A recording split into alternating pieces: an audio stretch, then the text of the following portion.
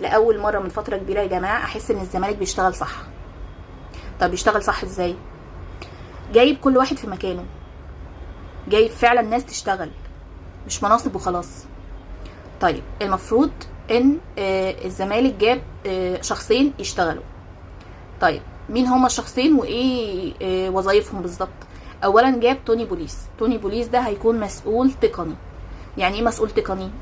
يعني هيكون هو المشرف على المدربين اللي هيجوا، تمام، هو اللي هيقيمهم. طيب المسؤول التاني هو جون ادوارد. جون ادوارد ده يا جماعه هيكون مسؤول التعاقدات. طيب يعني ايه مسؤول التعاقدات؟ هو اللي هيجيب لعيبه، هو اللي هيسوق اللعيبه اللي هتمشي من عندنا، هو اللي هيجيب المدرب. طيب مين بقى اللي جاب الناس دي؟ لجنه تخطيط اللي هي مكونه من عمرو الجنايني، حازم امام، ميدو، ومعاهم حسين لبيب، تمام. طيب دلوقتي ده بس كده اللي هيحصل؟ لا، هيكون في مسؤول مالي عشان يتابع الحسابات، لان المفروض مجلس اداره نادي الزمالك هيحدد ميزانيه لجون ادوارد يتحرك فيها، تمام، يجيب لعيبه بناء عليها، فلازم يبقى في مسؤول مالي. طيب هل كده لجنه التخطيط شغلانتها خلصت؟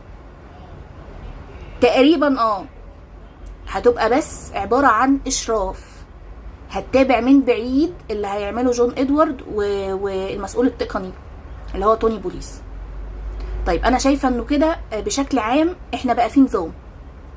اتمنى، يعني انا جايه بس اقول هنا ان انا اتمنى ان الناس دي تشتغل براحتها، يعني ما حدش يتدخل في شغلها، لان دي مشكلتنا الفتره اللي فاتت.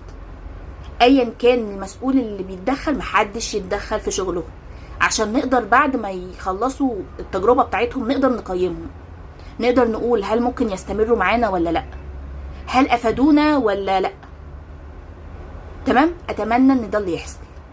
اتمنى اشوف نظام وسيستم الزمالك ماشي عليه فتره طويله، مش شهر ونغير. عامه دي حاجه كويسه، اتمنى ان هي تستمر.